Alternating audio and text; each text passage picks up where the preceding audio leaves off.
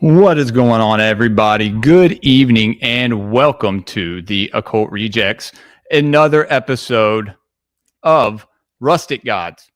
I am one of your hosts, Jules, the host of Greypilled, here with the Headless Giant, and Nick, the OG, the CEO of the Occult Rejects. What's going on, boys? CEO and founder. Well, let's see. I got all sorts of shows you can watch on my YouTube channel, but you got to hit the bell. That's the trade-off. So I'm not going to go through them anymore. You're just going to hit the bell and show up. Tonight, it's going to get weird. Yeah, some big dick energy up here tonight. Yeah, guys, we're finally. This is episode 6. If y'all have been keeping up, then you would know that we started off talking about Pan. And then the second episode was about the nature spirits. Third episode was on Aristeas and the Begonia ritual. The fourth one, Artemis. We talked about Chiron. And now Priapus, or Fascinus, the phallic god. The god of many things. I'm sure he has many attributes to him, but there is one that is... I'm trying to see... Do you have a picture, Headless, Sarah? Oh, okay. Well, yes, I do. All right. He's packing, man. So this is Priapus. Yeah. Well, some of the time. He was a god of vegetable gardens. He was also the protector of beehives, flocks, and vineyards. He's got quite a stinger. Priapus was depicted as a dwarfish man with a huge member symbolizing garden fertility, peaked Phrygian cap, indicating his origin as a Mysian god, and a basket weighing down with fruit. His cult was introduced from Greece, Lempskios, in Asia Minor. His mythology subsequently reinterpreted. Primitive statues of the god were set up in vegetable gardens to promote fertility. These also doubled as scarecrows, keeping the birds away, and also, interestingly enough, that phallic was detachable. So they had these stone statues with a massive phallus, and that phallus you could pull out of the holster and actually use as a baseball bat. So they would use these things to beat up intruders. I'm not kidding. Wait, so was it detachable? Right, on the stone statues. Oh, on the stone statues. Okay. All right. I thought. Right. Right.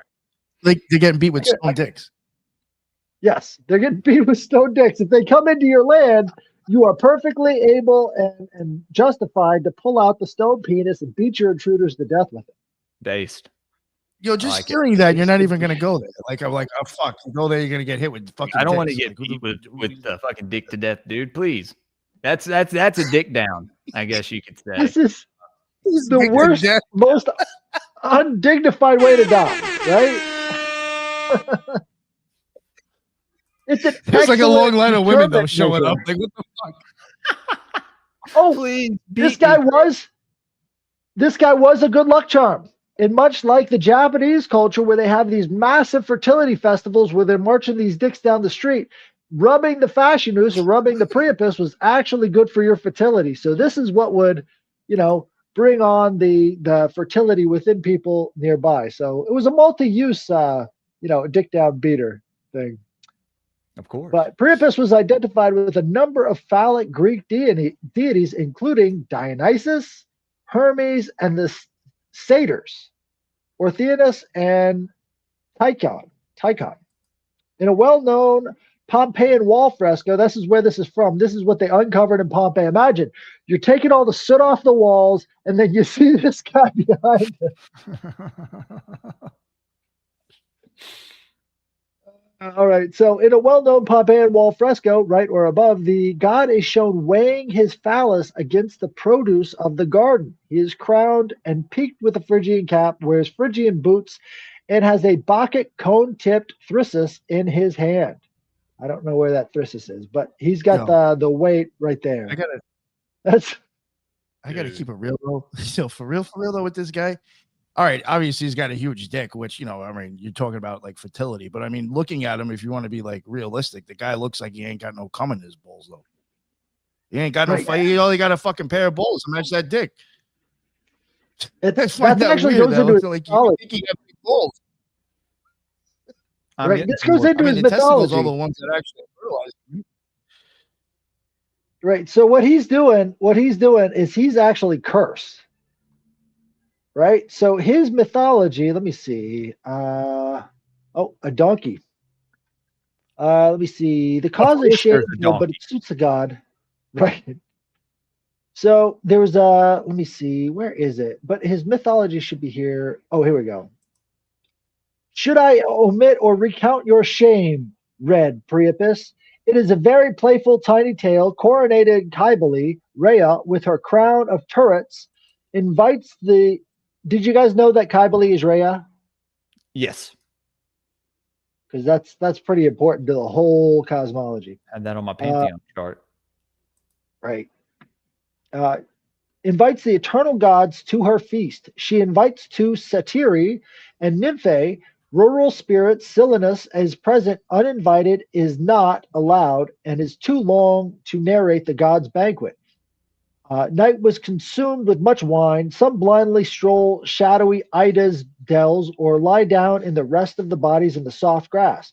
Others play or are clasped by sleep or link their arms and thump the green earth in triple quick step. Again, they're describing rituals here. Vesta lies down and takes a quiet, carefree nap, just as she was, her head pillowed by turf, Hestia, goddess of the hearth, right? Keeping the hearth fires burning. But the red savior of the gardens, Priapus, prowls for Nymphae and goddesses and wanders back and forth.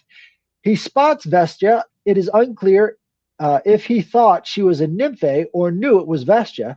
He claims ignorance, of course. He conceives a vile hope and tries to steal upon her, walking on tiptoe as his heart flutters. By chance, old Silenus had left the donkey. He came on by by a gently burbling stream. The long hell spot's god was getting started when it bellowed an untimely bray. The goddess starts up, frightened by the noise. The whole crowd fly to her. The god flees through hostile lands. Limpicatus slays the beast, the donkey, for Priapus chanting, we rightly gives flames to the informant's guts. You remember, goddess, and necklace it with bread. Work ceases, the idle mills are silent. So essentially, he tries to sneak up on her and have his way with her, but he is rebuffed and he runs off into the ancient lands. But for fear of the rustic force, she, the Latin Hydrinus Promia, walled her orchard to keep away the sex she shunned. What tricks did they not try? The young light-footed satyr and the Panes, he Priapus, the god whose scythe or lusty loins scare away thieves. Again, back to the garden statue, he scares away thieves. What did they all try to win her love? Well, anyways, there's one of these stories. He is trying to get with a woman, and then she rebuffs his approaches, and he gets cursed to go soft as soon as he's around a woman. Whoa. So it's hard all of the other times. This is where we get the term priapus or priapism, where they say if it's been hard for more than 4 hours, you need to go to the doctor. We get that from Priapus. Interesting, dude. And this is in Rome was known as Fascinus, right? He is. I have Roman some more pictures Fascinus. that we can pull up whenever. But these were most likely the Fascinus were like little trinkets they would have, as well as murals and stuff like that. Fascinus. Yeah, I was So going to say if you can go Fascinus to is- Google Images. Right. You're going to see some lot of weird stuff when it comes to Fascinus, right? So here, you've got an eyeball right here in the bottom corner. You've got one phallus, two phalluses. This is Fascinus right here. And he has putting his an own end to the phallus. evil eye. Right. He's putting an end to the evil eye. You can imagine how that is. So this is how they kept away bad luck. This is how they kept away evil, by giving people this symbol right here, right? This goes back to Fascinus. This goes back to Rome. you're flashing something to somebody that's going to stop the evil eye. That's where we get it from. Now we lost the other half. This is a penis. There you go. You got it. Wow, guys. Yes. So literally, That's why fuck it's you, means fuck you. Right. So we're Sorry, missing the I other wasn't half doing of this curse. We're missing the other half of this curse. Now you can see the other half on the left-hand side here. Well, what is that? Yo, Whoa, dude. So these are trinkets that they would wear to keep away the evil eye. That's wild. And this is exactly what you think it is. It's the clitoris. So you've got the fig and the Fascinus. Fig, Fascinus. That's where they come from. We've completely lost this one because I guess it was unladylike to flash the fig. I was gonna say I have this one statue headless. If y'all want to pull it up, I have it down there. I think it's a pretty good representation of the Yeah. It's like I don't know. It's I mean, this was a symbol for fertility too, right? I'm sorry. Yep. Again, this is what you want in your forest. This is what you want in your grove. But you've got both symbols put together into one right there in this one. Right, So right. this is a later representation, but you've got the yoni and the lingam all together standing up as this Fascinus character. Now, Fascinus gets really weird. Like sometimes he has wings. I have other pictures. He doesn't. Right. Go ahead. Yeah, no, keep talking, and I'll just keep pulling them up. Right. Sometimes he's part lion. Like if you remember that last one that I showed you, he had lion legs. Right. So he was part lion. Now this is actually Mercury or Hermes. Really? Hermes was one of these other phallus gods. Yeah. But if you think about it, he breaks every barrier. And they're talking about like fertility cults breaking every barrier. So he's kind of a thief in the night as well. So you can kind of put all these pieces together. If this is like Pazuzu. No, Nah. That's a completely different I think pantheon of gods. I don't think you can even relate them. These metal sculptures were called tintinnabulum. And the tintinnabulum were like these wind chimes. So they would have little trinkets hanging from these things. And again, like the Fascinus, you would keep this out in the front of your home to keep the evil eye away, right? Because that is part of this fertility ritual. Like if you think of the evil eye as withering plants, you think of the phallus as bringing nutrients into the plants, right? Bringing fertility, bringing growth, and all the rest of that. So spreading it was the a seed, symbol. So to say. There you go. Right. So fertility became this primary magical energy for the Greeks. And they had to keep this fertility levels high. And that's what would lead to all this production, all this creativity, all these different things, is because they had their eye on sort of like increasing the fertility levels in their society to such a degree that, the energy was incredibly, rampant. And this is where we kind of find circumcision, right? You don't see a lot of the phallus worship within the circumcision cults, right? There's not a lot of phallus worship going on in Egypt. Not a lot of phallus worship going on in Canaan. Not a lot of phallus worship going on in Jerusalem. There it is, right? These weren't places that were really in. Well, I mean, there might have been some in Egypt, I think. Like there was a lot of symbols, but this is a good example for one of these garden Priapus, right? So this guy is, but I don't know if that one's detachable or not. Some of them are. And again, he scares away thieves. And one of the ideas of, Hermes being another phallic god is he sort of is a thief, right? So he's like the god of thieves. And so both the god of thieves and the god who protects against thieves are phallic gods. Which is kind of interesting. Like you've got manliness to beat up the thieves, and then you've got the, I guess you would say the chutzpah to become a thief. Both require big members. Not a lot of this. So one of the things that you notice over and over again in all these art motifs is that their heroes have really tiny penises. That's because they equate. Another good Fascinus right there, but he's kind of holding the caduceus. He has the caduceus. well. That's what you just mentioned, Hermes. So that's kind of like a depiction of both the Fascinus and Hermes in one. Right. Huge hog, all the same. But he was a caricature. Oh, he also had wings on his feet, as if anybody was looking at his feet. There you go. But he was a caricature. Like, this was the comic relief. You put this out there in front of people so that they'll laugh. And they knew what they were doing with that. You know, there's nothing that diffuses a tense situation than with laughter, right? And so you've got kind of that understanding of the fertility energy there is like, if everybody is just laughing, there's very little chance of them actually getting into a fight or anything like that. So the idea of fertility is, it crosses all boundaries. It's not just taken seriously. It's also something to laugh at, you know? Right. Well, yeah, you mentioned before how these gods have a sense of humor, you know? Right, right. And so a lot of people are like, well, this is just dick worship. And it's like, yeah, because they're trying to be funny about it. They're taking stuff from their lived experience, knowing about the fertility cycles. Like, they were experts at knowing that fertility cycle stuff. And then they turn it on its head. It's like it's an inversion of sorts, because on one hand, they take this stuff super deadly seriously. And on the other, they're making fun of it with Fascinus and Priapus. Well, yeah, so a lot of people miss that.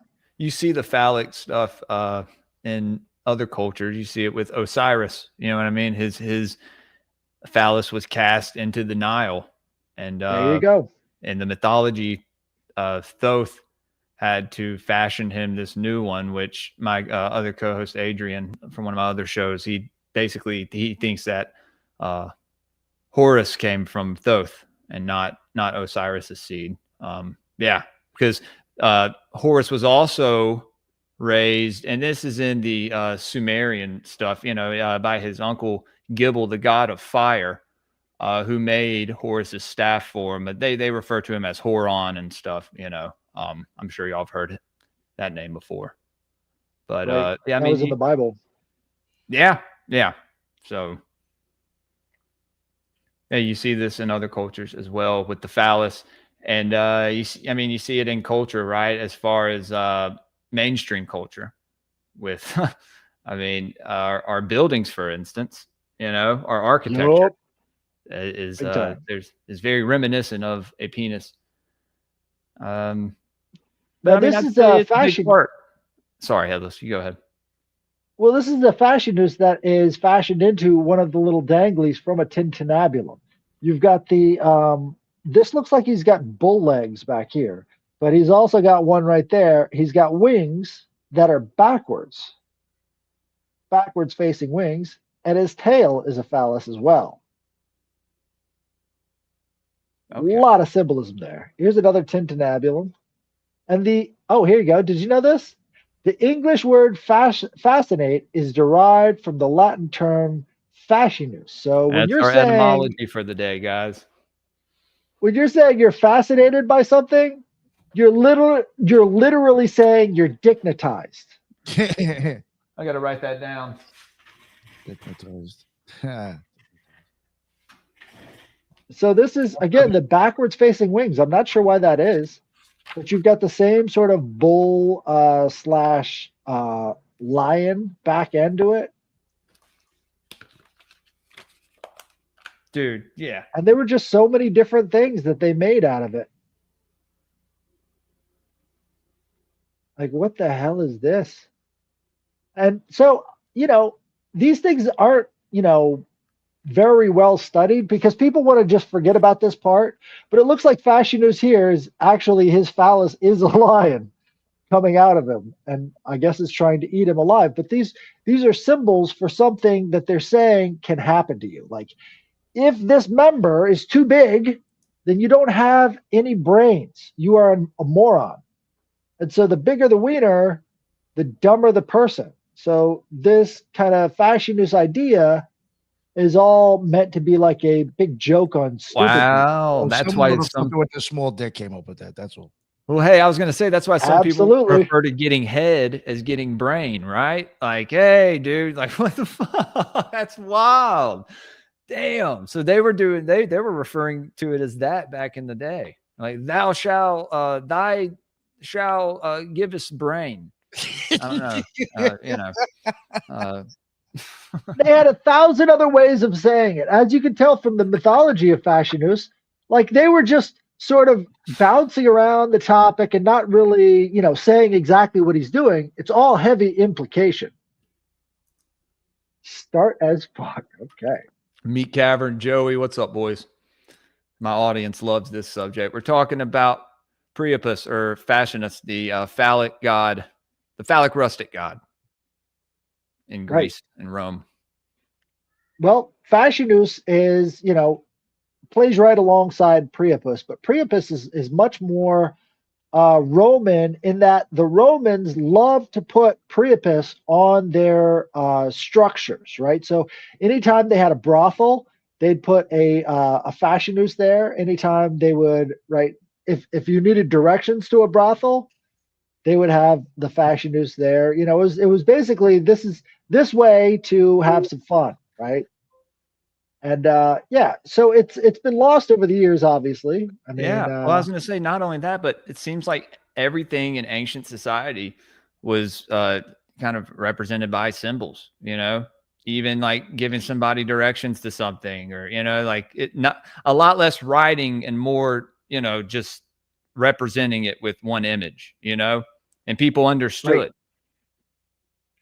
Right, because literacy was so low back then. You had to have a common set of symbols so that everybody could sort of be on the same page in public life, while at the same time not writing anything down. And it's funny, Plato even said that writing things down was ruining society because it made everybody's memory shit. Normally, when they're not writing everything down, they actually have a lot better memory. So he's lamenting the fact that writing is taking off because he thinks it was better when a lot fewer people knew how to read and write.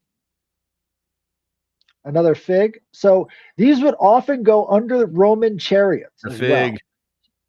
Yeah. So you got the fig on one side and the phallus on the other. Is really like a. You're never going to look at this. I can't do that. I got your nose to my daughter anymore because now it's weird. Definitely. Ruined. Yeah, it's ruined. But it's good to know that this is, guys, on a symbol for your moose knuckle or for your camel toe, whatever you got. Hey, camel toe and moose knuckle. So what's also interesting is that, like I was saying, this is what keeps the evil eye away. So what they would do is they would hang these from the bottom of a chariot. All of these Fascinus and figs, right? It was the world's first truck nuts. Dude, I see so many of those in Mississippi, obviously, right? Because so that's that thing, right? If they have a big truck, it makes up for their small dick. You know what I mean? There's that saying as well. So that's kind of where that originates from. Okay. Oh, right. Man. We haven't gone too far from the past. In fact, there's a lot of ancestral memory wrapped up in this, and we just don't even realize it. The fasciae comes from Fascinus. Fascinate comes from Fascinus. Gotta love etymology. So it used to be that we understood this stuff as kind of magical, but instead we've all just sort of replaced it for these mundane things, right? So a lot of these would be used as, Simplicity. Again, red light district. You've got your red light right here, They call him Priapus the Red. What do you think they're talking about there? This is modern recreation. Dogs get a red rocket. Right. And so, these would be all over, prostitution districts. So it was pretty common. Look at that. Now this, again, you don't want to be on the beach with these flying around. Why is that? Well, I mean, it's bad enough getting bird poop in your hair, but what are these things dropping? Oh, like just Fascinus comes up flying out the sky. Get smacked in the face with the dick out of nowhere. Oh, dude. Fuck. Evil eye vanquished. Go eat a bag of fish. Or you're going to have this guy. Hey, is this? Let me pull this guy up, Headless. This is another image that I saw. Well, there's a couple of them. If you can't tell, this guy, he's got a piercing. He's got a Prince Albert. Oh, Jesus, fuck. He's gauged up. Dude, he has a fish in his hand? What's going on? He looks like a fish head. Look at his, what is the thing on his, is that jowls or something? What's hanging down from his face? Dude, Looks like a fish head. He looks like he has, yeah, dude. That's wild. I mean, this was under the Priapus. He's even missing a fucking part of his leg. Well, I'm sure that's a sculpture problem. Maybe, man. I don't know, Nick. Some of this stuff you got to wonder, you know. Yo, what is that in his other hand? What is he carrying? A fish. Oh, the other one is a, I don't know, a bag. It's like the Anunnaki all have the bags. It looks like a leaf. I don't know, man. Headless, what do you think about this guy? Definitely looks like a Priapus type character. He's got the scales. Looks like a rooster sort of head. hanging. Oh, yeah. Dude, the that would rooster make head sense. from Artemis, right? What was it? At the Capitol? Abraxas. Abraxas. Yeah. Never mind. Sorry. And it would make sense. Where did we get the term cock? No, I was saying whenever we were doing the episode on Artemis, she had a hat on that was symbolic of like a phoenix or like a rooster or something. I don't know, but it kind of had the same shape to it, like that guy's hat had. You know what I'm talking about? That was more of like a mohawk on the Capitol building, right? But they kind of wanted to. Yeah, they put a eagle up there, but she was supposed to have the Fascinus cap because, again, it's the Phrygian cap. Okay. Right. So. But the Phrygian cap kind of does look like a rooster as well. I have pulled up here, again, like you can kind of imagine ancient Greece to be a lot like ancient Japan or, modern Japan, really. They still have phallus festivals. People dressed up like this. Well, now I think they call them gay pride festivals now. No, not at all. This has been going on for hundreds of years. I know. That's a joke. No, yeah, you're kind of right though. Well, I mean, because leave it on a new expression. These people to subvert and pervert it. I mean, I just wow, they're really having a good time, huh? Yeah. The whole idea is that if everybody's having fun, everybody's having a laugh, that it's going to boost fertility, and then you're going to have more kids. And so all of these festivals would be all about boosting the population. However, I don't know if I would want. Yeah. See, that's wow. I mean, hey, look, it's hilarious. And again, they all got to touch these things so that they get pregnant and have babies. Where is this? You said this is in Turkey? This is in Japan. Japan, okay. All of the polytheistic societies had at least like some kind of connection to the phallus because it was seen as such a powerful, potent symbol. But we've kind of completely gotten rid of the phallus as a potent symbol, and we just go with the laughter angle. Right.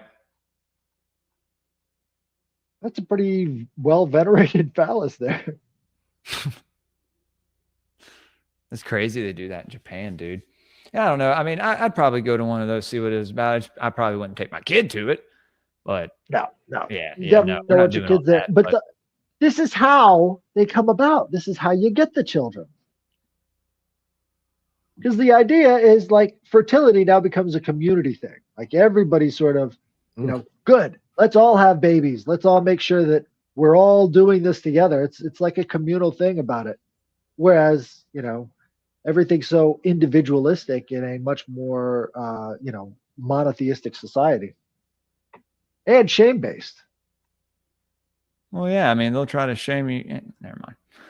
I want to get into it. But porn, essentially porn, early porn. I mean, yeah, but I don't think it was pushed on us, through propaganda and pop-up ads and stuff. it was ritualistically applied to certain areas of life, right? To push people in the direction of having more babies, having more replacement population, because that's what they needed. They needed more soldiers. So the more polytheistic the society, the more focused on creating and maintaining the cycles that came before it. Like, for instance, in like, these are Shinto festivals, right? Right. But the Buddhists didn't come there and say, all right, you got to stop doing this now. They were just like, okay, well, we have to preserve Shintoism. And when you're, born, or when you get married, or when you die, you become a Buddhist in Japan. So they have Buddhist birth rituals, Buddhist marriage rituals, and Buddhist death rituals. But everything else is Shinto. Okay. Yeah, I would have guessed that they would do that in Japan, but seeing that it's there, it's probably actually pretty organized and probably not as degenerate as you would think. You know what I mean? Compared to if you were to just let one of those happen in like downtown Portland or something, you know what I mean? Like, it would turn into a total just like degenerate shit show. But again, like, this is about straight stuff. What they had to do is invert it and make it all about not having babies, which is the exact opposite of a fertility festival. Yeah. Open your butthole portal and do all that stuff. Yeah, no, we no, you should have kids, definitely. It's funny because that's obviously a big thing being pushed on a lot of women nowadays is, you don't need to have kids. You're a strong woman, go and live your life and, travel the world and all this stuff. And then I don't know, man. I just think having kids can change you for the better. It can also ground you more, into a community and having what we were just talking about. Right. So in the Roman context, when it comes to these fertility rituals, oh, come on. When it comes to these fertility rituals, they would have Lupercalia, right? So this was a very popular Roman fertility ritual where they would, all the priests would go into this cave and just start drinking all day long. And they slaughtered a goat, and they would take the thongs of flesh from that goat and run through the streets beating women with it. And the women would be begging for that because that was how they would have fertility. So these strange fertility rites in Rome would be carried out every year, right? And this is, again, what they're trying to do is boost the population of babies, and they believe that by reliving these events of the past, that they could achieve similar ends. So this Lupercalia was made in honor of Romulus and Remus. Right, so this was at the center of all of Roman life, and so these naked dudes would come around. As you can see, he's thrashing these women who are kind of into it because this means that they're probably going to get pregnant pretty soon.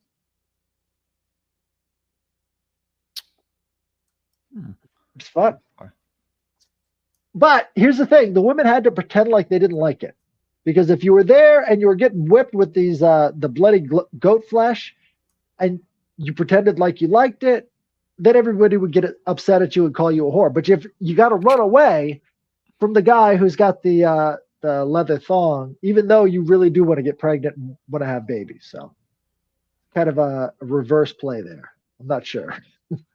Yeah, man. I mean, I don't know, that'd be the same as wearing one of those Fascinus like around your neck, right? Like some of those were kind of look like necklaces or even a bracelet, maybe. Yeah. Let's see. But Lupercalia specifically, it's more about the idea that this wolf is sort of the mother of all of Rome. So you also have, the eagle is the symbol of Rome, but really the city itself was depicted by the wolf, and you see this in the statues they have of Romulus and Remus sucking from this wolf, she-wolf, right? That's the founding mythology behind Rome. It's Romulus and Remus are a lot like Enki and Enlil. Like I think they just work perfectly with that. So Something Definitely. really ancient there. And Romulus killed his brother too. Remus got killed by Romulus as well, which is really interesting. And the book, the Aeneid, what's that? Romulus got Nick? reamed. Yes, he did. That's probably where we get that from. Fuck. Too much big dick energy. But this is the thing too. It's like all of this stuff we sort of look back on. What did he say? Wolf bitch. Wolf bitch. Yo, people are gonna remember that shit forever. Wolf bitch is that dude. Enchanted Wiggers. He's taking his time with Enchanted Wiggers. He said he's making it like truly. Yo, people are gonna be like, is this real? Like that's how he's. I love. Yo, it. you gotta let me know when he does that, dude. I gotta get off. Yeah, dude, I fucking love it. I thought Wolf Bitches was real.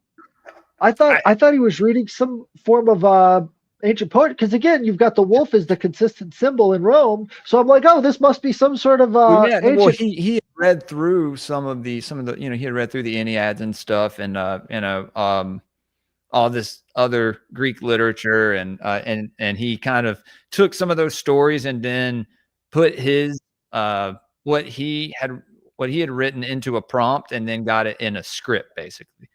So it like turned into more of a story than just I think he did a pretty good job with it.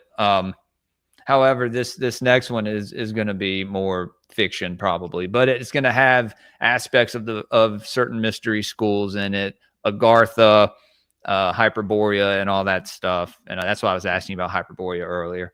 Right. But yeah, man, shout out Subliminal Messenger, guys. Y'all should go check out his channel.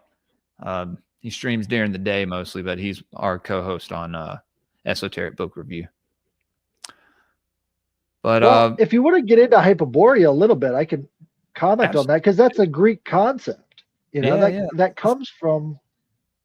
So every year when Lyra and another Cygnus are seen in the sky, right, coming up off of the north horizon, that's the time that Apollo retreats to Hyperborea.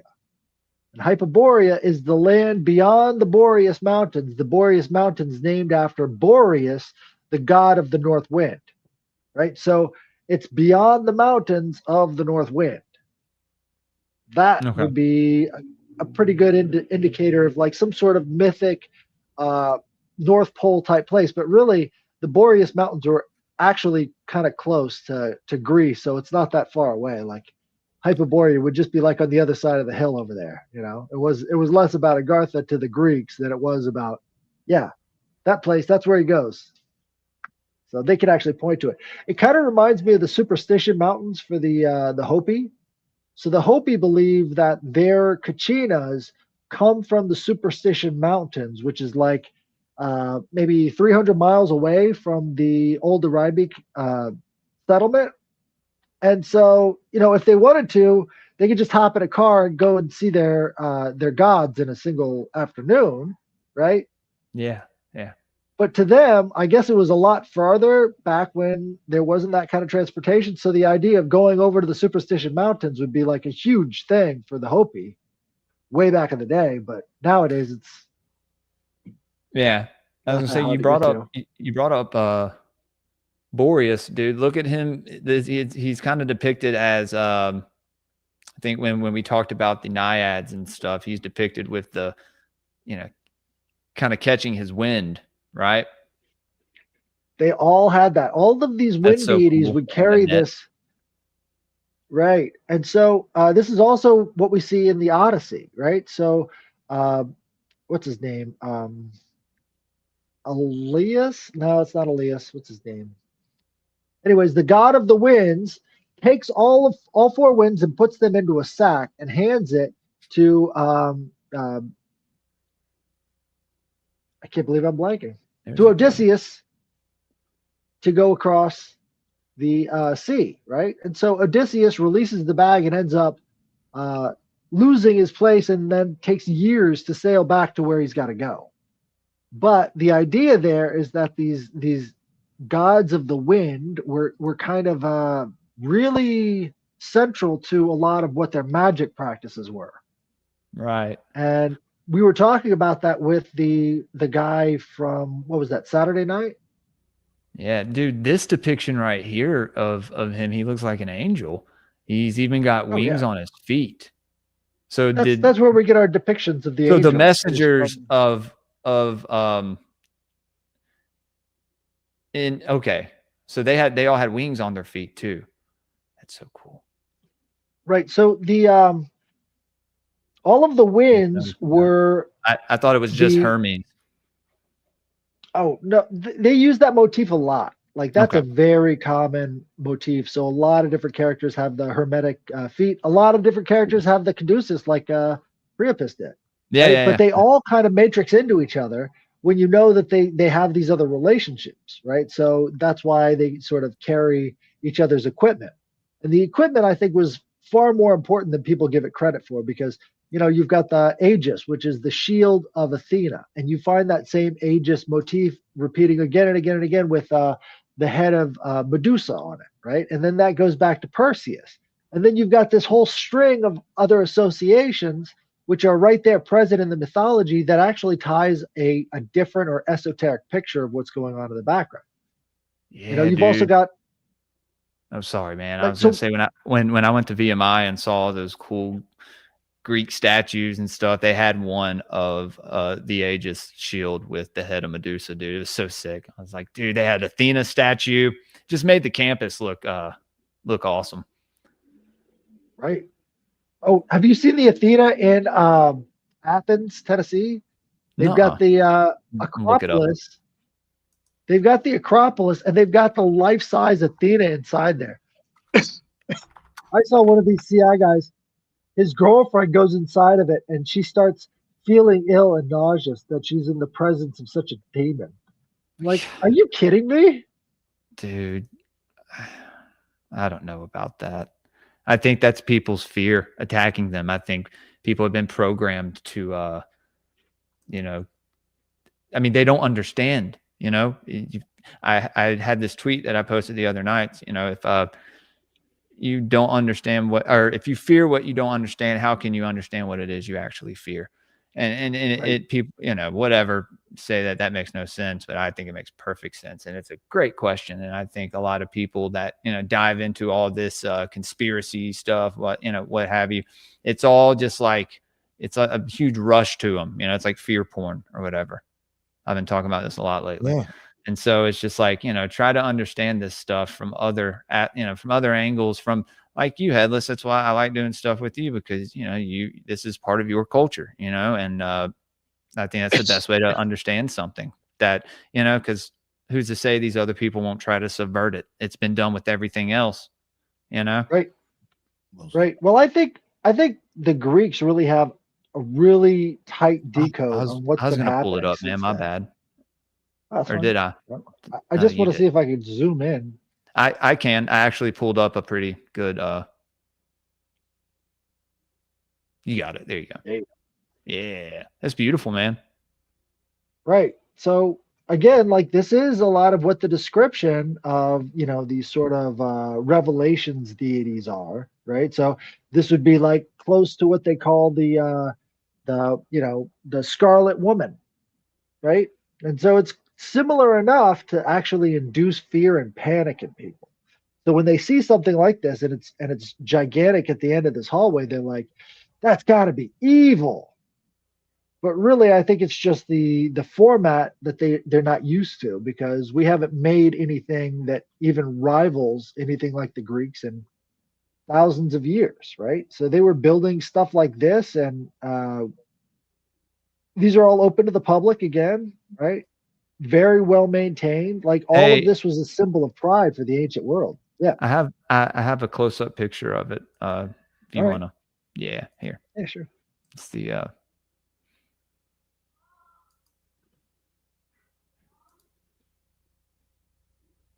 yeah. It kind of dude, a little bit like, it kind of looks like the Hindu. Yeah, it's not my favorite artist, right? But it kind of looks like Kali. There we go. That's There's definitely a good. not.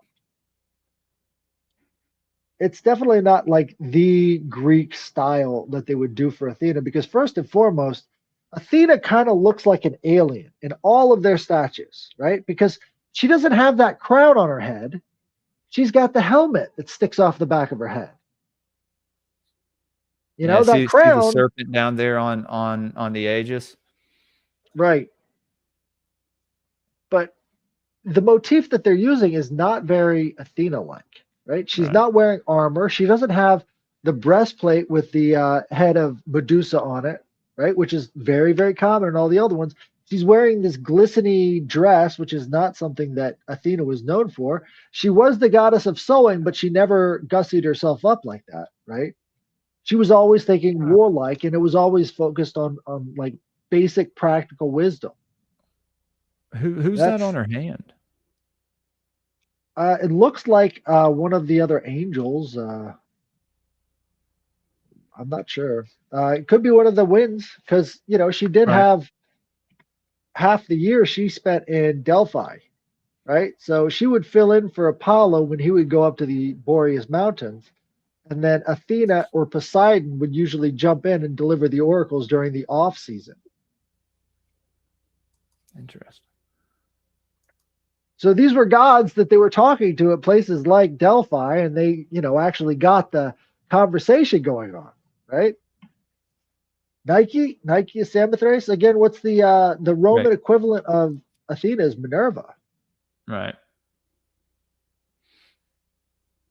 Minerva represented by the owl, right? Yes, sir. Also Athena symbol. People think it's Moloch. And it's like, okay, you know, go and read about Molk, right? The MLK. And like I said, when I had Eddie on, dude, he explained it perfectly. It is a type of sacrifice to Baal, maybe Baal-Hamon, Baal-Zephon, whoever, whatever, a Canaanite, you know, deity you want to worship. But yeah, it is a certain type of child sacrifice. They were conducting at Bohemian Grove in the video. It was a Molk sacrifice to Minerva. That's why the owl is there. Right. If you hear them, they say, wake up in Moloch, right? So they're even referring to it in the ritual as a place. No one gets that when they watch the video. Also, it could be like the belly, like the womb of the mysteries or whatever, and they would burn people down in the belly of during this Moloch sacrifice ritual. They would either have the hands, right, that they would get real hot and then put whoever in the hands, or they would have the furnace inside. That was usually the bull. They would have a bull, and then I think they would have an owl sometimes. But yeah, the deity Moloch, that's another egregore, dude, or like some kind of tulpa that has been created over. It is Canaanite Phoenician. That's the type of sacrifice it was, is Canaanite Phoenician. That's what the MLK root comes from. Right. Yeah. So it's a very specific group. Like they spread Baal worship up to Ireland, and it was called Beltane, right? McCarthy in Irish, names, that means son of Carthage, right? So these are very Canaanite peoples that get transferred around on all these shipping lanes, right? This is where they got all of their tin during the Bronze Age, is up in the British Isles. So this goes back a long time with Canaanite Phoenician influence in Northern Europe. Beltane, yeah. Bel being, the storm god. And then Beltane, what was that, May 1st, the day that the Illuminati was founded? That's when they would do their Moloch sacrifices, right on May 1st. It's always been that way, May Day. So Adam Weishaupt was definitely doing some sacrificing on that. And what was it, 1776? Yeah. This is why I always point to the Canaanite Phoenicians, because you could see that thread of communism and human sacrifice and all the rest of that stuff going back thousands of years and stopping right at their doorstep. They had that. They understood how to use slavery to overthrow societies. They're still doing it. Thousands of Exactly. And nobody pays any attention to it. Nobody pays any attention to, because they're supposedly gone, right? When you rebrand your empire as this invisible mystery school empire, who's going to know the difference? Right. Yeah. I mean, they write the history, unless you go and do your own research and get into this stuff, then I don't know what to tell you. It's really simple when you look at it from that perspective. I don't know. It's like, hey man, these people hate you. They've been trying to poison you over your entire life through your food, your water, the air you breathe. Like, you really think that they're going to give you anything that's 100%? Absolutely not. Absolutely not. Even some of the smallest things could be changed here and there, man. And we'll never know, unless we can find these synchronicities sometimes and connect the dots ourselves. And I think I trust some schizo podcaster more than I trust a lot of the mainstream news sources and what we were taught in school. It just is what it is. Call me crazy. Hey, don't care. Well, I mean, how long have we had to deal with the type of mind control that we see as MK Ultra today? How many times have they been updating the same system? You've got these different forms, but it basically takes the same shape every single time. Words have power. Yes, Christina. It's a great picture, Christina, by the way. Love that portrait of you. Like the double exposure. You should do that headless with beans. You and Beans should do like the little sweaters and the little picture. That'd be great, man. That'd be great. Right? I would wear that on an Occult Reject shirt. Oh, I would hang that. I will also wear the AI picture of Beans as Crowley.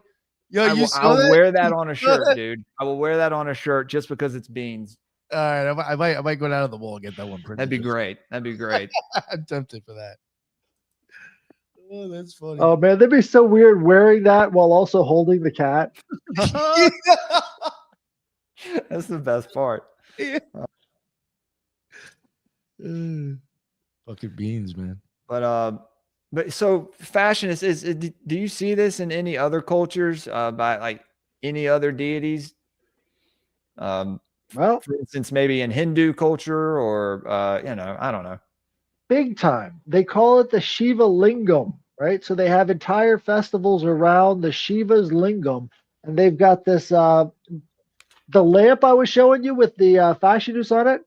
They have lamps like that with Shiva's Lingam sticking out the top of it, the exact same motif. I think a lot of this Fascinus stuff came through the same kind of Proto-Indo-European roots that brought the culture down into India. Is that like all the Vedic mysteries and stuff?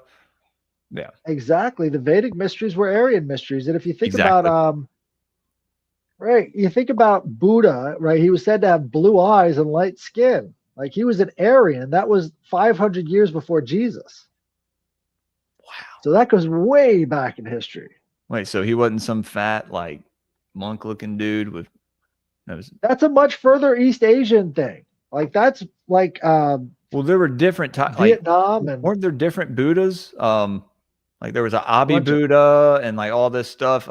Adrian, my co-host on Elohim Etymology, he equates Anu to one of the early Buddhas. Very interesting. I got to get him on this show. We got to get him on Occult Rejects. You guys would love him.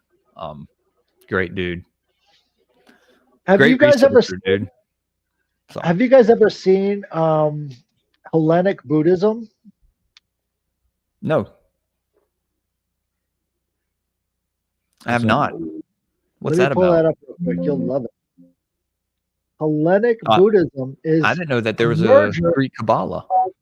Hellenist society and Buddhism during the time of after Alexander the Great. Yeah. This is fucking crazy. So, Greco-Buddhism. That's what it's called. And these are Greek gods that are presented in the Buddhist style. right? So we're talking about Prometheus and all of the rest of these gods as Buddhist gods because, oh, who's that? Hercules. Forest mommy. It's a different Hercules. forest mommy. I think there's a. And Buddha. I thought you're talking about the comment. What's up, FOMO? Right. So again, now Shiva is Dionysus, right? It's a very close 1-to-1 ratio. And Dionysus is Osiris. And Osiris's phallus is found at the capital of Washington, D.C. So it's not that rare to think that these syncretisms could exist across all of these different cultures. Yep. Yeah. So I'm telling you. Greco-Buddhism. I had to write that down. That's only in a specific region. I think it's in the Himalayan mountains because it was practiced until about 200 AD. No contact with the Romans whatsoever. Yeah, I don't know if you heard me a few minutes ago, but I didn't know there was a Greek Kabbalah either, so they're the ones who made it. Yeah, you see, you're not taught that, right? No. So we got to we got to get into that sometime, man. I love learning about this stuff. Right. Well, I mean, I think that a lot of this stuff is kind of swept under the rug because they didn't want to, for a long time, they just didn't want to say anything about it. But it's like, all right, guys, we got to face it at some point. There's a problem here. All of our history is being mixed up by a certain group of people.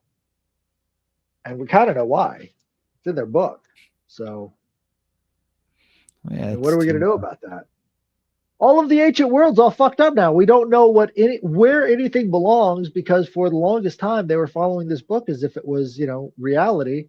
And so we're making discoveries like Hellenic Buddhism all the time because, Noah's Ark must have changed everything. Completely different way of looking at the world. Yeah. Yeah, man. I mean, that's what I said earlier. You have a priest class who hates you and wants to see the destruction of your people and has this vendetta against you for thousands of years, and it's wild, dude. It's wild. And people can't see it. People can't see it. Well,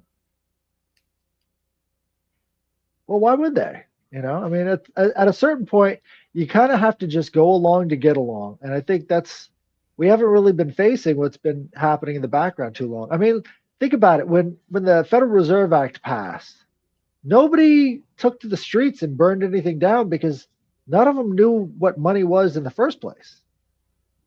It was just, I guess that's the thing we trade with, but they had no idea that it was being handed over to an international syndicate, or else they probably would have been more upset. But apparently, we've been kept dumbed down for a lot longer than we realize.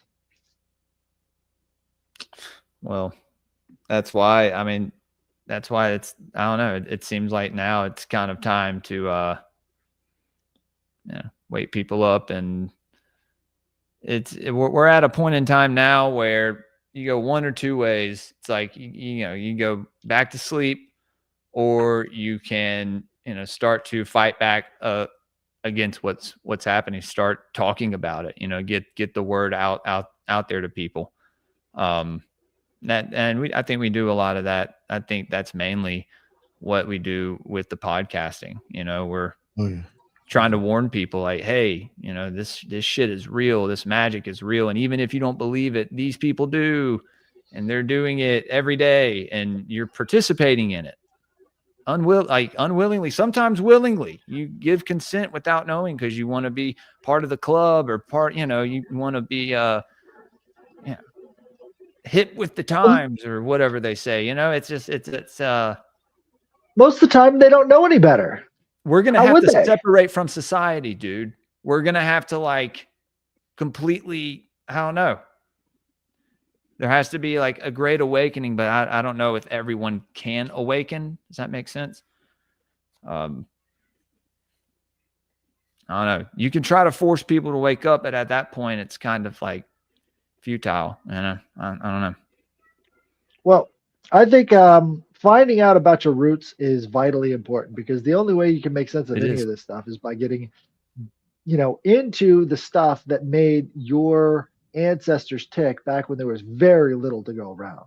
Somehow they made it by.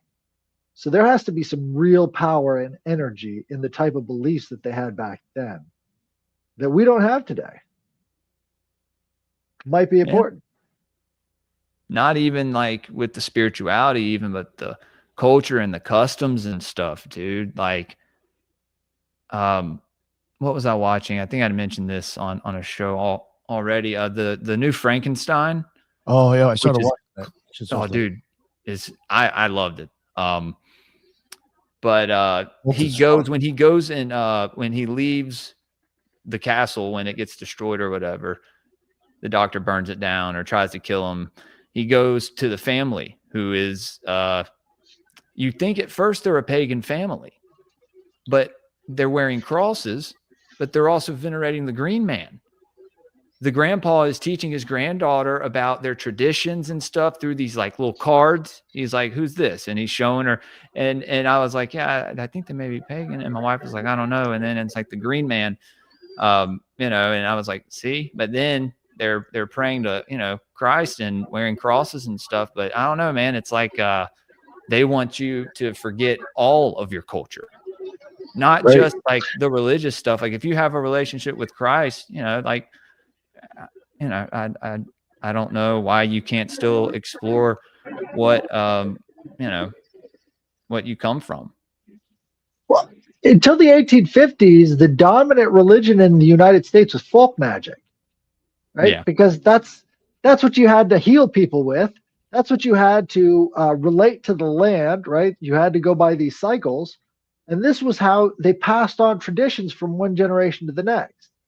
It wasn't until the 1850s that they really got rid of that tradition entirely and then pushed everybody into these, mega churches, because that was the start of this new industrialized age that they had to put these people into factories. They took them off of the land. They took them away from their ancestors, shoved them in factories, and then all of the rest of that stuff went along with it.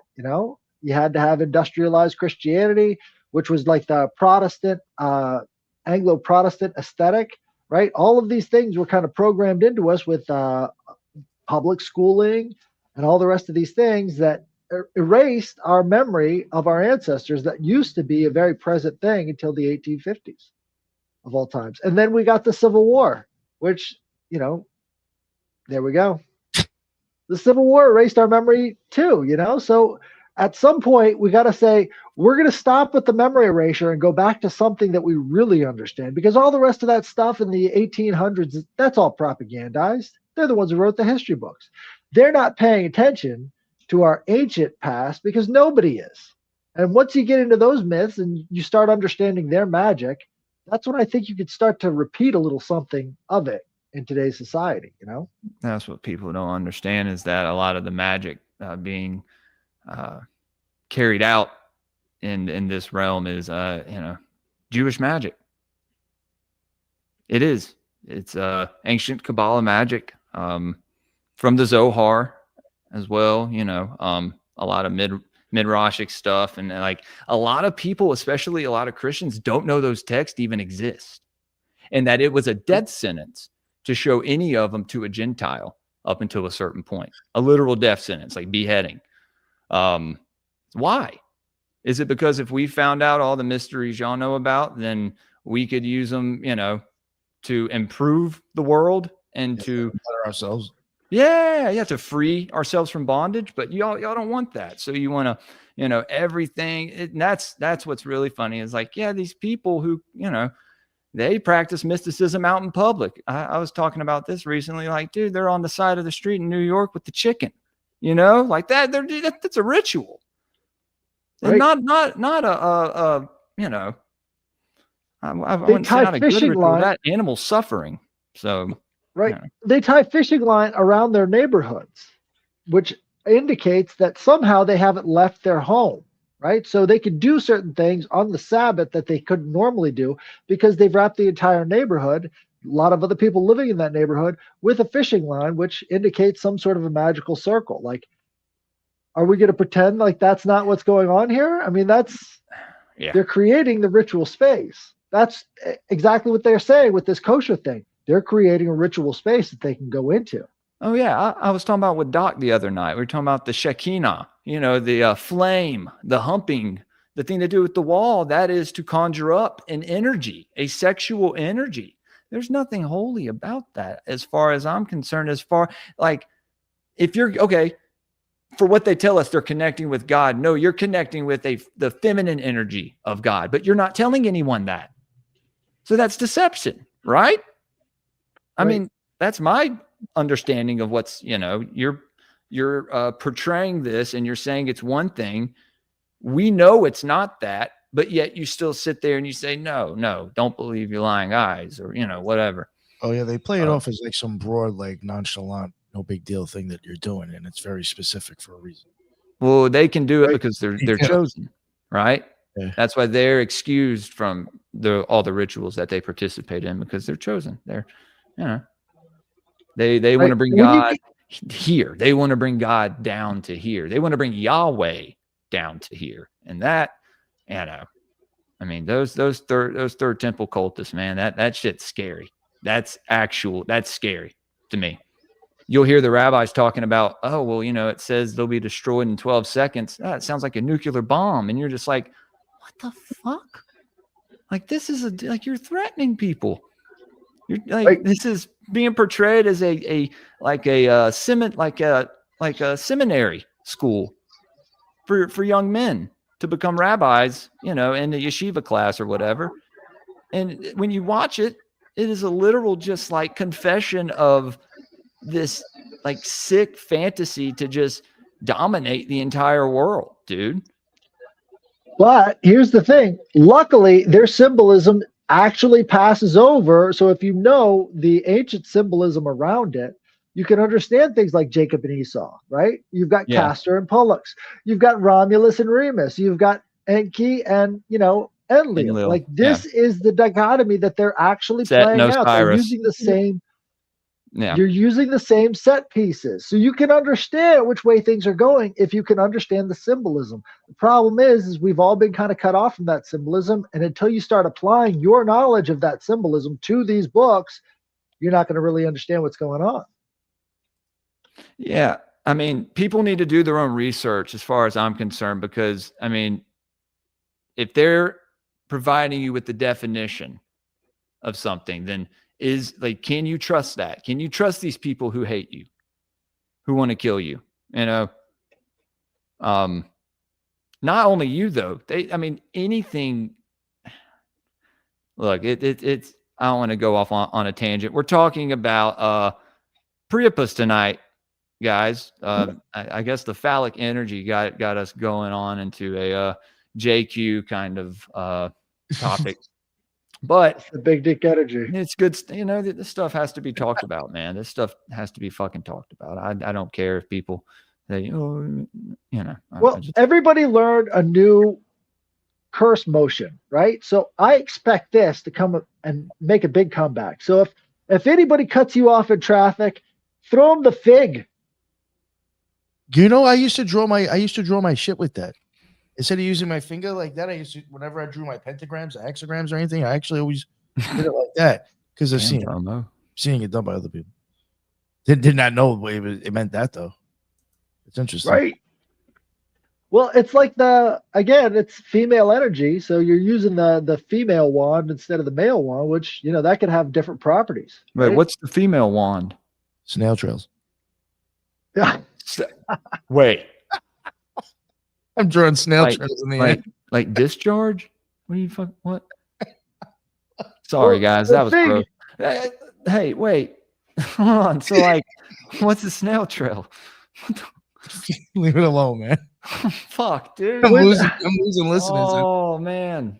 Is that okay, like so when you're get their period blood and they put it in snail trail. It's just spray why do I have to explain this? Forget about okay, you don't have to. It's okay. Forest Mommy will explain it. Have you ever been at the club and there's a girl with a really short skirt on that's kind of drunk? The chicks are laughing at it, man. She gets it.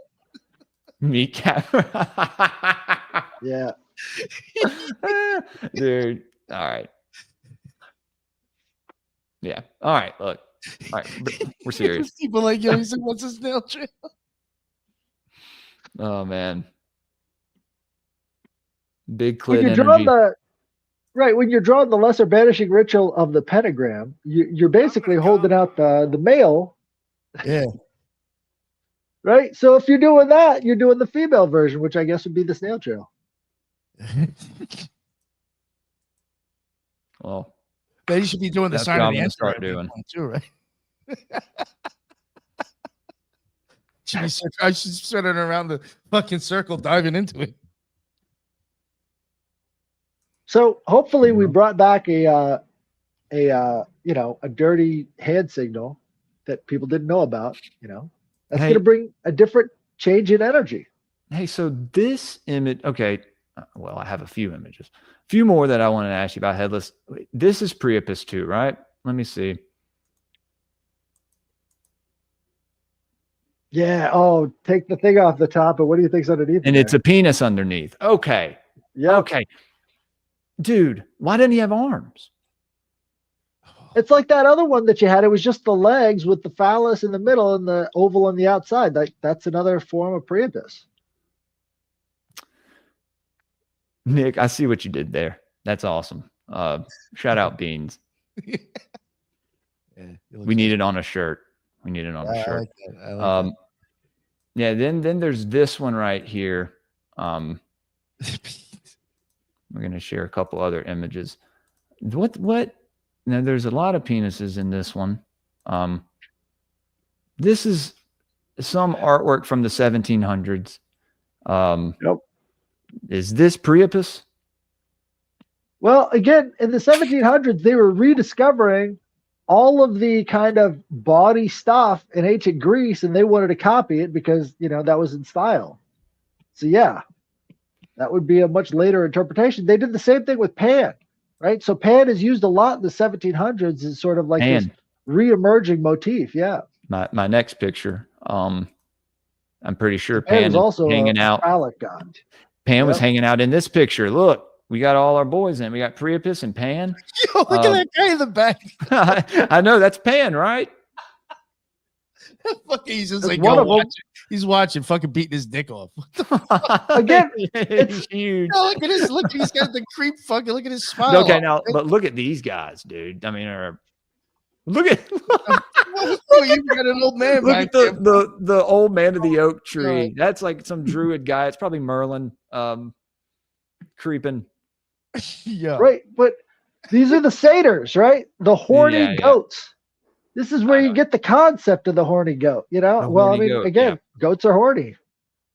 So the whole idea is this fertility energy, and they're always, again, Pan is always looking to get some of these nymphs pregnant. So his idea is like he's this god of fertility of the woods. You gonna screen cap it? Yeah. Holy God. What does that look like? Baphomet? What does Baphomet have sitting right up in the middle?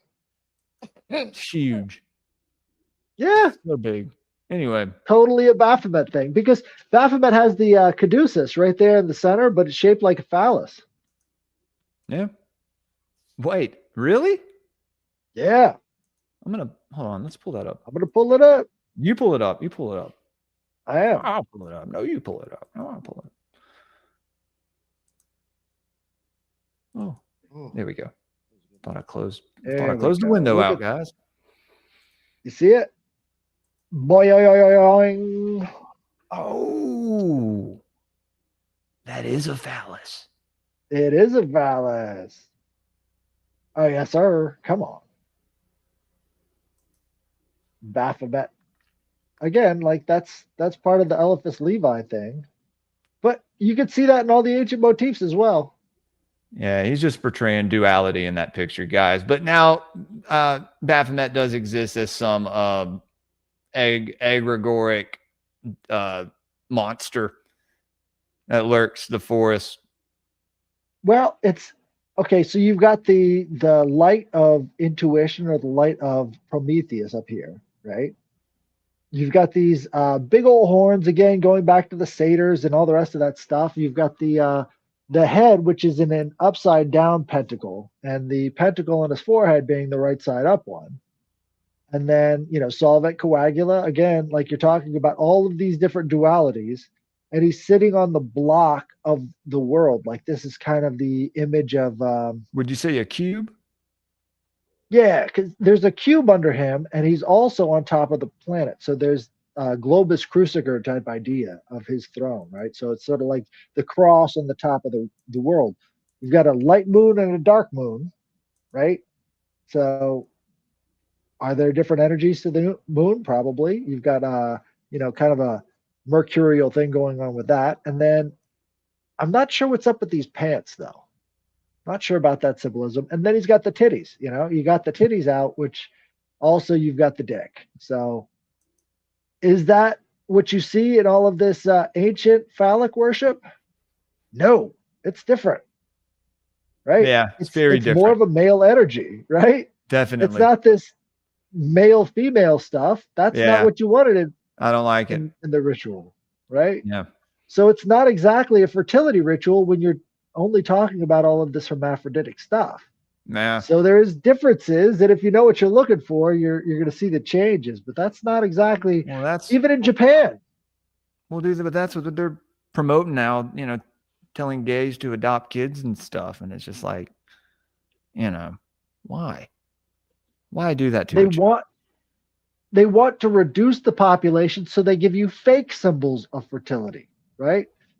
Instead of getting these ideas about going out there making more babies, you now have ideas about yourself, about your transgender, and how you want to have everything snipped off down there. And that's how you fulfill this sort of fertility that you're being presented.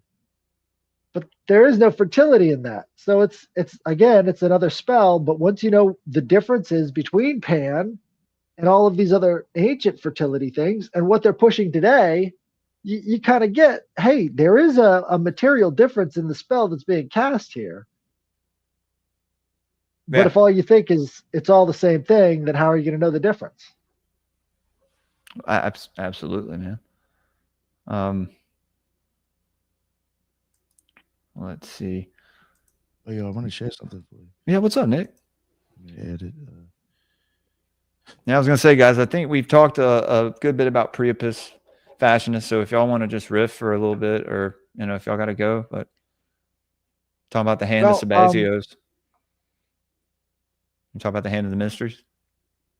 I love it. Oh, dude, y'all showed this to me when I first met Headless. Headless showed this to me, and I was fascinated by it, and I saved it on my computer. It was one of these. Yeah, I can't. Unfortunately, it's on the website. Actually, Cold Research Institute. I had that in the description, Nick. Yeah. There you will see. It's the hand isn't up, but you will have Solve and Coagula prior to Baphomet right here, and you have the man, woman. I mean. Okay. So even like this, that idea existed before that picture, in my opinion. And you got the peacock up there. Yeah. So what was Israel? Let me pull that up. Do you remember what Israel Regarded was saying about who was the guy who made the Baphomet? Oh, Eliphas Levi. Yeah, he was shit talking him in the introduction, wasn't he? He might have, yeah. See if I have another image of that. Headless, we need to get some Occult Reject branded Phrygian caps, dude. Oh shit! Like straight up, dude, guys. They never look good. I've seen so many people try to pull them off; they never look good. I don't know. I don't know how they did it. Bet you I could pull it off. They can't even look similar to what they look like in these statues. Like there's a different quality to the fabric they were using, or something. I'll pull it off. Well, let's find out what it is, dude. Yo, these pictures I took, I had this book in my hand. I had there's only 6 of them left, and I had 2 of them in my hand at the Beinecke Library. And actually, they suggested that they think it was like the 9th gate where the emblem, these engravings are not in order. And I showed it right there on the site. They're not in order. They're not in order. So obviously they suspect there might be something with the engravings, almost kind of like the 9th gate. We had to figure out the order they got to go in because they're not all the same in every book. Well, you know, those alchemists were crazy for their coding. Yeah. Yeah, you get the Solvang coagula and kind of the man and woman right there. You have the two different breasts. And the phoenix coming up through the head. Absolutely. I was going to say the. Let me pull this up. Yeah, old shit. Yeah, that's if that issue is no, it's Heinrich Kuhnrath. That's fine. Yeah, you told me about him. I think first episode we ever did together. That's when you shared the picture with me. It was Nick. There we go. So dude, Headless, what's on? Can you tell me what's on the hand as far as like? This is the hand of the mysteries, right? The hand of Sabazios. Sabazios being the Thracian sky daddy, you know. Right. Very closely related to Dionysus, very closely related to Zeus, very closely related to all these mysteries is Sabazios. And you can see this in the hand. If you zoom in on the drawing one, yeah, I think that'd be easier to look at. This one? Yeah, just if you can't zoom that in. All right, so you've got the snake coming up between the ring finger and the middle finger, right? And that would be, you know, represented by the snake at Delphi, right? This goes all the way back around the hand, right? So this hand of Sabazios is trying to tie together all of the mysterious symbols that they would use in Greek and Roman worship. And this is the right scales hand, right here, right? Right, the hand of benediction. That's what they later called it. Now, Sabazios is often seated in the palm of the hand, and in some versions, he's got a big crescent moon on his forehead, right? Exactly like Shiva. And this is coming through Anatolia. Anatolia is the place where the Asian continent meets the European continent. So you've got all of these different influences going back to, you know, Buddhism and Hellenism. They kind of have some sort of a thing going on there. So all of these different things have to do with constellations, have to do with these different stories. So in the wrist part, that would be the cave at Mount Ida that Zeus was nursed to adulthood by a female water goat, right? This is where we get the idea of the, you know, the zodiac sign. That's the constellation. Right. So from there, you go up a level, and then you've got this this table that has some sort of an offering on it. Not sure what that is, but there's the thumb has the pine cone, right? And the pine cone on the thumb is an indicator, again, like the pineal gland, and also Dionysus, and everything having to do with Dionysus is back to Osiris. There's also a lot of pine cone symbolism with Dionysus as well. So, and you know, on the back we've got the bee right on the other side of the wrist, you know, because the cave the oracle at Delphi was originally the home of these bee priestesses that would eat this mad honey and just start prophesying. So they were called the Melissae. And I'm not sure.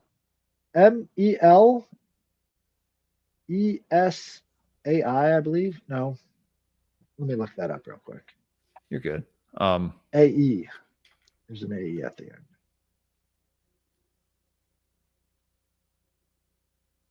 You know, Sabazios is the like the Grandmaster's name of the OTO. No shit. Hey, Headless, what did you say about the wrist? Or right there in the wrist. Yeah, that's the Mount Ida where Zeus was nursed by the goat, the sea goat. Yeah.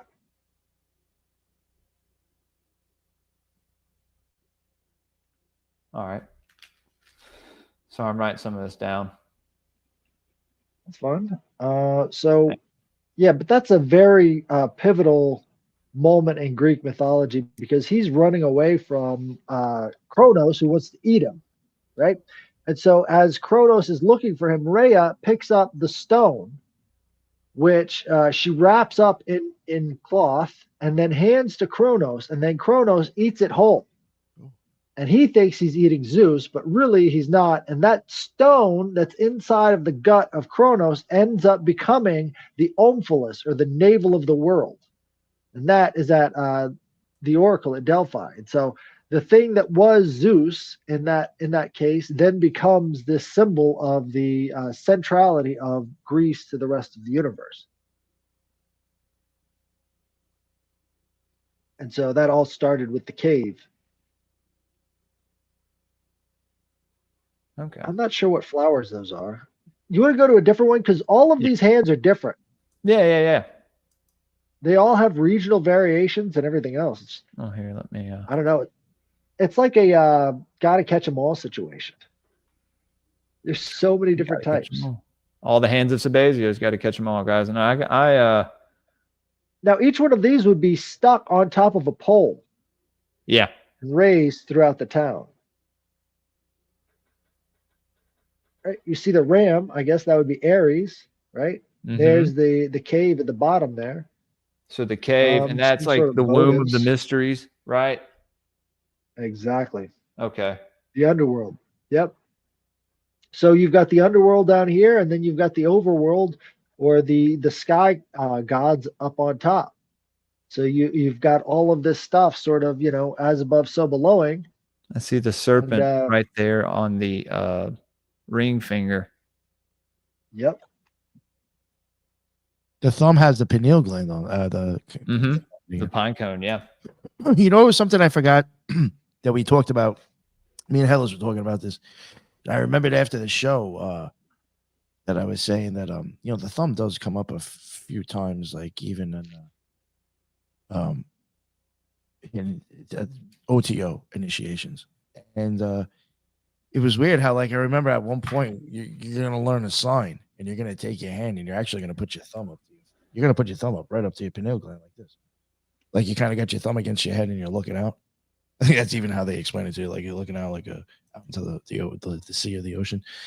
So it's like you're even putting the pineal, it's got the pineal gland right there. You're putting it right against your head. Oh, Headless! Look at this.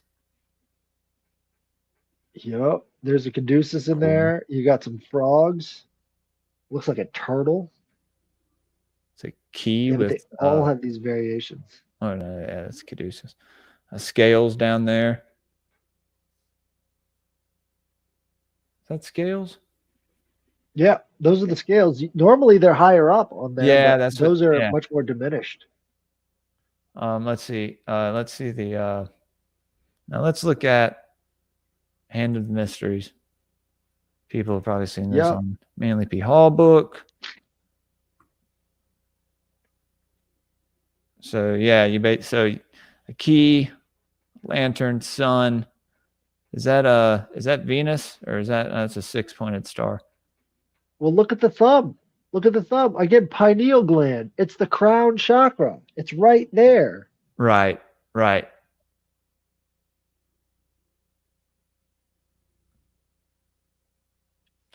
Yeah, man. But this is a cool tattoo.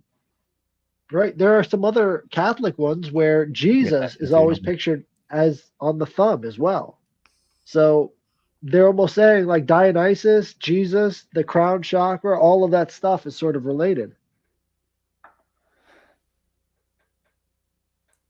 And here we were going to look at the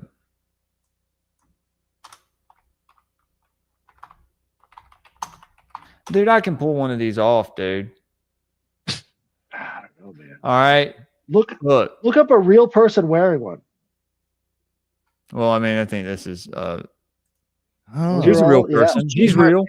This guy's real. No, he's real. That's he's American. I'm telling you. You find one person who can pull it off. I'm telling you, it looks so much different on a living person. Walk around and give me one of these, and I will be the most handsome. Papa Smurf? Yeah, dude. I will be a. Keep scrolling down. You'll see at least one person. Oh, there you go. No, same guy. You're going to be Hermes for Halloween next year or something. Oh God. Well, yeah. You like it. Really hard to pull these off, dude. It. Oh, that's all right. Really, dude. I'd wear that. I'd wear that. I'm gonna do it. All right. I'm gonna do it. I'm gonna wear it on stream, and yeah. Do it. I'm gonna look like this guy. Oh, dude. That's rough. I'll never look like It that is guy. rough. I'll never look like that guy. But anyway, guys, to get a neck beard. You have to have like an old. You'll never see me. You may see me grow a little bit of a beard this winter, but never a neck beard or any big shit. No, I have too handsome of a face, I've been told.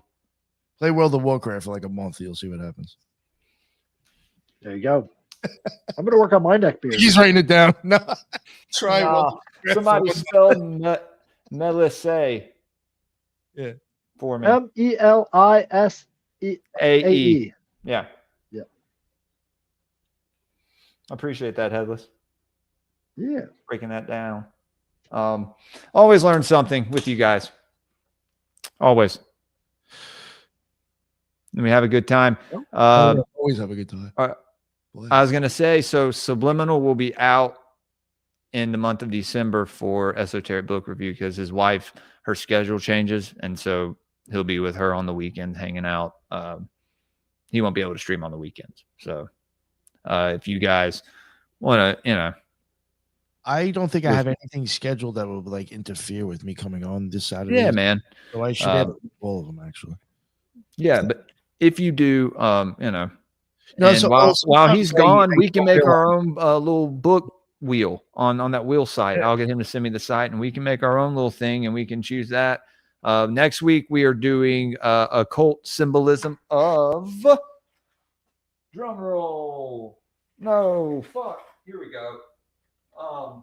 Occult symbolism of probably reptiles and fish and birds, maybe. I don't know. Maybe not birds, but fish definitely, because I really like what Hall has to say in the fish section.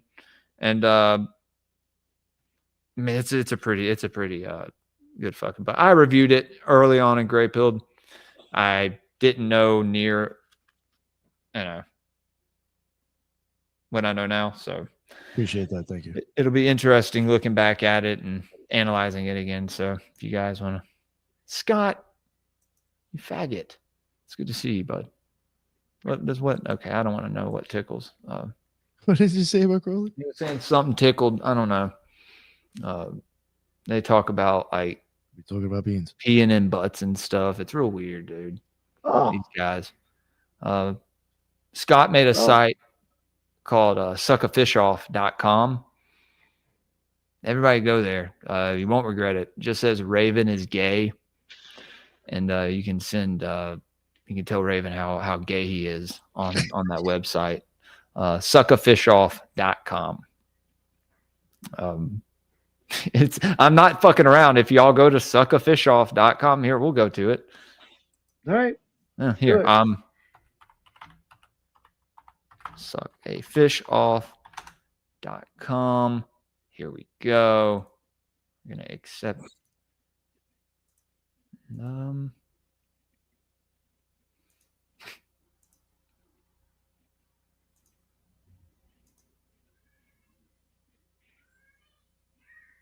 There you go. Oh, Raven is gay. There we go. Yeah.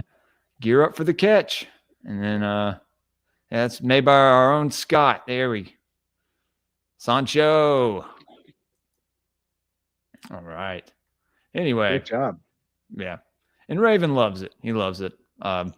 He's gotten a lot of interesting mail from there, I'm sure. I don't know. I think people forgot that existed, Scotty. So, yeah. Now they know. Sorry, guys. We are retarded at times on the Greypilled podcast. That don't hold it against anybody on Occult Rejects, please. Dude, we just got done talking about dicks for an hour and a half. I know, dude. Yeah. Meat Cavern. Let's fucking go, brother. Yeah.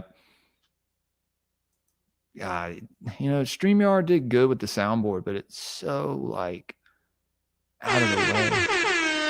I'm gonna come. That's a good Yeah, one. you got to get those real quick. And they're gonna watch babies die and love it because they're good guys. The government's good. 666. There you go. There you go. I will eat your ass. Alex Jones. some good AJ sound clips we got in there. I don't know if Nick heard it.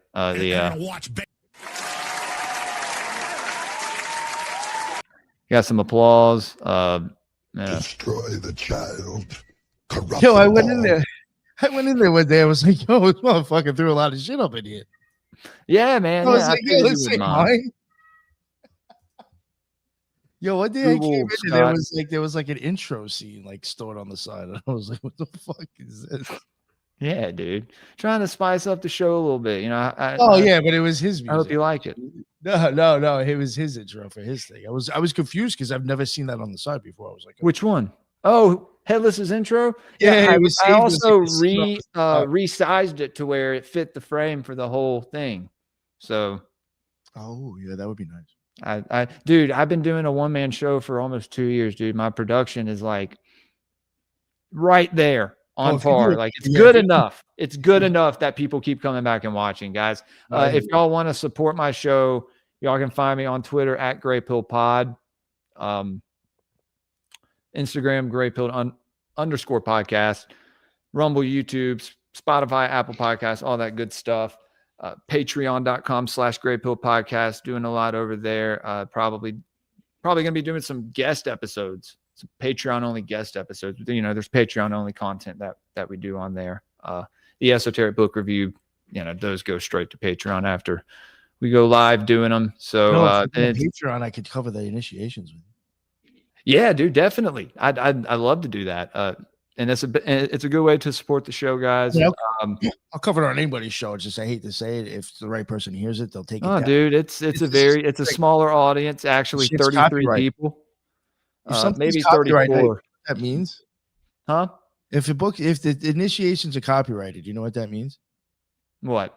Did that shit exist somewhere in a book in order to copyright it? Yeah. You know, that's quite interesting to think about that. If I'm going to talk about the initiations and the way you could take it down is for a copyright infringement, that means it must be somewhere. Yeah. Well, like I said, dude, you can come on the Patreon whenever. We'll set something up, special episode.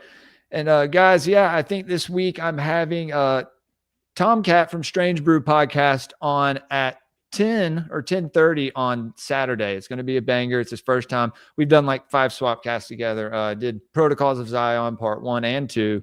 Oh, nice. We did one on the race war. We did a race war where we talked about the stuff or the upcoming race war that they've been.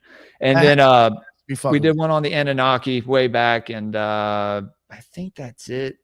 But yeah, so he'll be on, and then the Veritas Road's coming on Sunday. So we'll be hanging with the homies. They're part of the Patreon, dude. So they joined the Patreon. So I was like, dude, y'all book with me whenever, man. Book me whenever. So it's good to be having them on. Yeah, I don't know if I have anything else this week. Robbie, if you see this, be sure to. He booked with me, but I had Doc book the same night, and I don't know if I could have done 2 that night. So he said he'd rebook. So hopefully be having him on soon. And yep, I think that's it for right now, guys. What y'all got? Going, y'all? Plug. I got 2 of these. No, here's what you got to do. You got to tag Gnostic Informant and tell him to get on the Occult Rejects. Yeah, yo, you know what? That's what you got to do. People who listen to the show, if you follow, yeah, guys, tag Gnostic Informant. He said yes to me twice, but like this is so stupid with Twitter. If someone has a check mark and I can't hit them up unless they follow me back. Yeah. So unless this dude follows me, which of course, you know, these big accounts, you know, 30 million followers and they only follow back 27. You know, they can't hit that follow back button. So go bother him and constantly comment, yo, go on the Occult Rejects, man. Come on the Occult Rejects. Hey, Nick. Yeah, this person has to be fucking with me, but no, I'm not. No, dude, you got a fan. I just got divorced like a year ago. You got a fan, dude. Did you not see what she said? Yeah, I know. It's all that man meat, dude. I had. You know what it was, dude? It was the phallic energy. It's the fucking topic of the show. You really don't like me. It's phallic energy. My wife is watching. She's gonna try to jump my bones when I go in there. And FOMO said it definitely affected her. Shout out Forrest, mommy. See what I mean? Let's see. Well, no. Absolutely, dude. Dude, I had Stein on to talk about the 9 realms and all that, and like Fire Pixie and who else was it? Maddie and somebody. They were all in the comments, just like, "Oh my god, like he's just working. Viking, what are they? Jarl. You know what I mean? He's a Jarl of his own clan. He's a good guy, man. I can't wait for him to come back on. Great conversation. We've had a lot of good episodes on Greypilled lately, guys. Tons of fucking bangers. Only more to come. I'm out of here. What laughing, Nick? I'm about to leave. Motherfuckers are fucking. Y'all got anything else y'all want to plug? Well, I'm going to be posting his number down in the comments. So if you want to get in touch with him. Yo, shut up. Shut up. Yeah, the phallic energy strong, matey. Yeah, we got that over here at the Occult Rejects, guys.